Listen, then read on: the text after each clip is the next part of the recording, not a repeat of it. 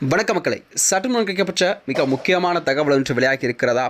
நற்றாற்றில் விடப்பட்ட எடப்பாடி பழனிசாமியா அதிமுகவில் 50க்கு மேற்பட்ட மாவட்ட செயலாளர்கள் எஸ்பி வேலுமணிக்கு ஆதரவு. வாங்க வீடியோவை மூலமாக்கலாம். அதாவது தமிழகத்திலே நடந்து முடிந்த இந்த 2026 சட்டமன்ற தேர்தல் முடிவுகள் என்பது தமிழக அரசியல் வரலாற்றையே புரட்டி போட்டிருக்கிறதா? அதாவது யாருமே எதிர்பார்த்த விதமாகத்தான் தமிழகத்தின் மாற்றங்கள் நிறைவேற்றப்பட்டிருக்கிறது. அதாவது விஜயின் புதிதாக ஆரம்பித்துள்ள இந்த தமிழக வெற்றி கழகம் 2.5 ஆண்டுகளிலே தமிழகத்தில் ஒரு மிகப்பெரிய கட்சியாக உருவெடுத்திருப்பது என்பது அரசியலில் மாற்றத்தை ஏற்படுத்தியிருக்கிறது. அந்த வகையில் தான் விஜய் பெரும்பான்மை காமிப்பது மட்டுமல்லாமல் விஜய்க்கு முதலமைச்சர் பதவியும் கொடுக்கப்பட்டிருக்கிறது. அந்த வகையில்தான் அதாவது அதிமுகவில் ஏற்படும் இந்த உட்கட்சி விவகாரம் நாளுக்கு நாள் தீவிரமடைந்து வருகிறதாம். அதிமுகவில் ஏற்பட்ட பிளவுகள் என்பது அதாவது எடப்பாடி பழனிசாமி தலைமையில் ஒரு அணியாகவும் மற்றொரு அணியாக எஸ்பி வேலுமணி CV சண்முகம் தலைமையில் இன்னொரு அணியாகவும் அதிமுக பிளவுபட்டிருக்கிறதா?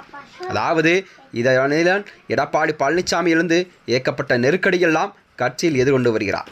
தற்போது எஸ்பி வேலுமணி மற்றும் எடப்பாடி பழனிசாமி என 2 தரப்பு கட்சியும் உடைந்திருக்கிறது.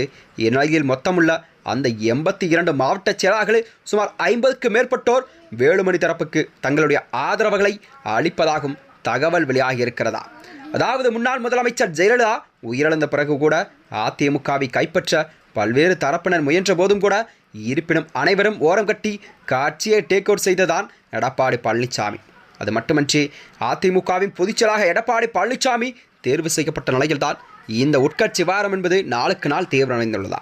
கடந்த 2002ஆம் ஆண்டு கூட நடைபெற்ற பொதுக்குழு கூட்டத்தில் பன்னீர்செல்வத்தை எடப்பாடி பழனிசாமியின் ஆதரவாளர்கள் வெளியேற்றியிருந்தார்கள். அவரது ஆதரவாளர்களும் அடுத்தடுத்து வெளியேற்றப்பட்டார்கள்.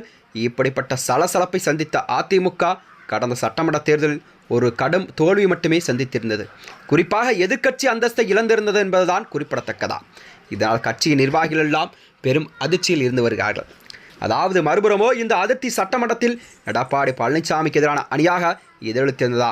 அதாவது விஜய்க்கு ஆதரவு இல்லை என்று எடப்பாடி பழனிசாமி ஓப்பனாக சொன்ன பின்னரும் சட்டமன்றத்தில் நடைபெற்ற நம்பிக்கை வாக்கெடுப்பில் மொத்தமிருந்த 47 MLAக்களில் 25 பேர் விஜய்க்கு ஆதரவாக தங்கள் கருத்துக்களை தெரிவித்திருக்கிறார்கள். கட்சி 2ஆக உடைந்திருப்பதை இந்த சம்பவம் உறுதி செய்திருக்கிறதா? அது மட்டுமின்றி இதனைத் தொடர்ந்து சிறப்பு பொதுக்குழுவை கூட்ட வேண்டும் என்று எடப்பாடிக்கு எதிராகவே எஸ்பி வேலுமணி தரப்பு தன்னை கோரிக்கை வைத்திருக்கிறார்கள்.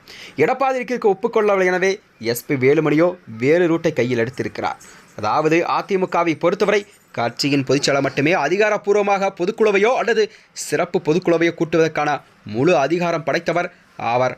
ஆனால் பொதுச்செயலாளராக தானாக முன்வந்து கூடாத பட்சத்தில் பொதுக்குழு உறுப்பினர்களே கண்டிப்பாக ஒன்றிணைந்து இந்த சிறப்பு பொதுக்குழுவை கூட்ட கோர சட்டம் இடம்பெற்றதாகவும் அவர்கள் கூறியிருக்கிறார்.